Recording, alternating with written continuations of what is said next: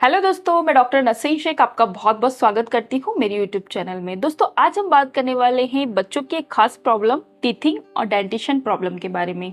ये एक तरह का नेचुरल प्रोसेस है, लेकिन नेचुरल प्रोसेस होने के साथ साथ बच्चों में इसमें बहुत ज़्यादा प्रॉब्लम्स क्रिएट होने लगती है। आप सभी लोग जानते होंगे कि जब बच्चों को डेंटिशन प्रॉब्लम शुरू होती है तो उसमें होम्योपैथी बहुत अच्छा काम करती है। आप सभी लोग ने होम्योपैथी जरूर ट्राई किया होगा। तो आज इस वीडियो में मैं आपको बताने वाली हूँ कि डेंटिशन प्रॉब्लम क्या होती है, और अगर किसी बच्चे को डेंटिशन प्रॉब्लम शुरू हो गई है तो इसका ड्यूरेशन क्या रहता है, और इसमें हमें साइन ऑफ सिम्टम्स क्या क्या देखने को मिलते हैं, और कौन सी हम होम्योपैथी मेडिसिन लेकर इस नेचुरल प्रोसेस को कैसे मैनेजमेंट कर सकते हैं। तो ये वीडियो आपके लिए बहुत ही इंफॉर्मेटिव होने वाला है, तो इसको पूरा देखिए और अंत तक बनी रहिए। चलिए शुरू करते हैं।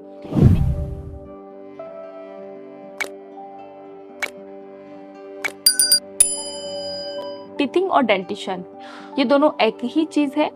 अब ये एक तरह के नेचुरल प्रोसेस है, यानी ये बच्चों में जब टूथ इरप्ट होता है तब ये शुरू होती है, तो इसको हम डेंटिशन और टीथिंग बोलते हैं।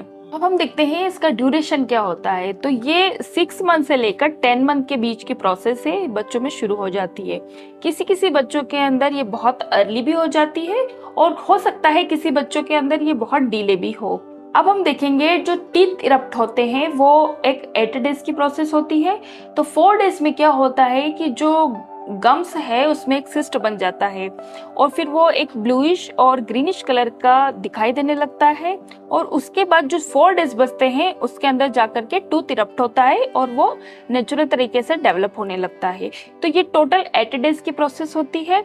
तो ये एक नेचुरल प्रोसेस है। तो इस दौरान बच्चों में क्या क्या प्रॉब्लम्स हो जाती है, क्या साइन ऑफ सिम्टम्स हमें दिखाई देते हैं। बच्चों में पुअर स्लीपिंग हो जाती है, सोने का पैटर्न चेंज हो जाता है, बहुत ज्यादा इरिटेट हो जाते हैं बच्चे। पुअर ईटिंग, खाने का पैटर्न चेंज हो जाता है, और क्योंकि वहाँ पर जो गम्स है उसमें प्रिपरेशन शुरू हो जाती है और वहाँ पर टूथ इरप्ट होने लगता है, तो उनको सेंसेशन फील होता है और उनका सलाइवेशन बहुत ज़्यादा हो जाता है। तो पुअर ईटिंग होती है, खाना खाना पसंद नहीं करते बच्चे। क्रैंकी हो जाते हैं, बहुत ज़्यादा रोने लगते हैं।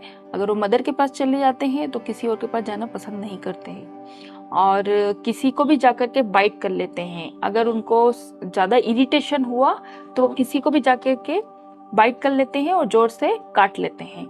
फंसी हो जाते हैं, और एब्डोमिनल पेन रहता है बच्चों को, और ग्रीनिश डायरिया हो जाता है।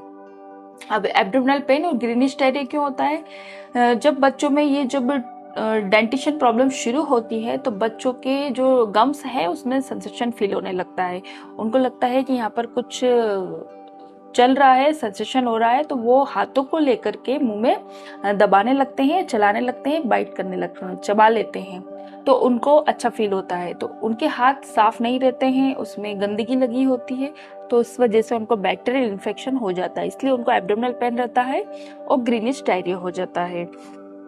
तो एज ए प्रिवेंशन में आपको किन चीज़ों का ध्यान रखना चाहिए, जिससे जो नेचुरल प्रोसेस है इसको आप कैसे मैनेज कर सकते हैं। अगर आपका बच्चा मुंह में हाथ लगाता है तो आपको इसको हैंड वॉश कराना चाहिए, या उसको ऐसे कॉटन के ग्लव्स पहनाना चाहिए जिससे उसको कोई इन्फेक्शन नहीं हो। बच्चों को बहुत ज़्यादा पानी पिलाना है, और अगर उनकी पुअर ईटिंग हुई है तो उनको कोई सेमी सॉलिड डाइट दे, लिक्विड टाइप फॉर्म में, जिससे वो आसानी से उस चीज़ को ले पाए, और अगर बेहतर होगा लिक्विड फॉर्म में दे तो उनको आसानी रहेगी उसको खाने में। उनको मदर का फीड भी कराना है, जिससे उनको एक इन्फेक्शन से लड़ने की एक कैपेसिटी रहे। जो मदर का जो मिल्क होता है वो एक बैक्टीरियल इन्फेक्शन को हटाने में एक प्रॉपर्टीज रखता है, तो उसको मदर का फीड भी कराना है। अब हम देखेंगे कि होम्योपैथी मेडिसिन लेकर हम इस प्रॉब्लम्स को कैसे मैनेजमेंट कर सकते हैं। तो फर्स्ट मेडिसिन है, आप सभी लोग जानते होंगे इस मेडिसिन के बारे में, बायोकेमिक 21 नंबर। ये एक सप्लीमेंट है, एक बहुत अच्छा टूथ इरप्ट की मेडिसिन है। इसमें कैलकेरिया फॉस 3x पोटेंसी में मिला है, फेरम फॉस 3x पोटेंसी में मिला है। कैलकेरिया फॉस, अगर किसी को कैल्शियम प्रॉब्लम हुई है, बच्चों का जब दांत निकल रहे हैं उसमें प्रॉब्लम हुई है, तो कैल्शियम बहुत अच्छे से बॉडी में मिलेगा और जल्दी आसानी से टूथ इरप्ट होने लगेंगे।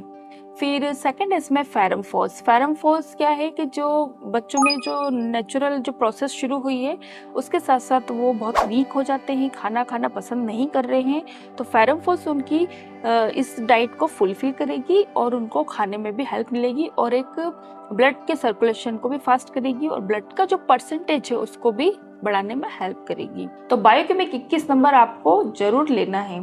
फिर सेकंड मेडिसिन है कैमोमिला 200 पोटेंसी।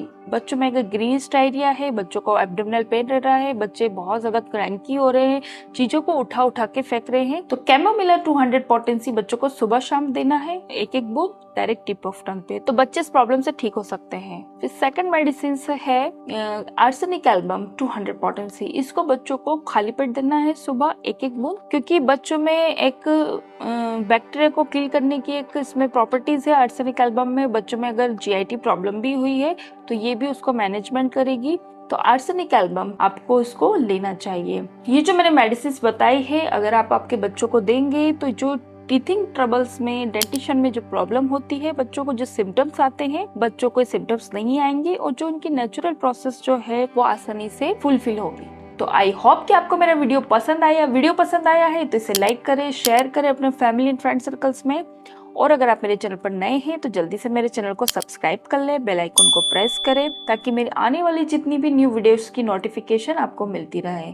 तो मिलते हैं नेक्स्ट वीडियो में, तब तक के लिए थैंक यू सो मच।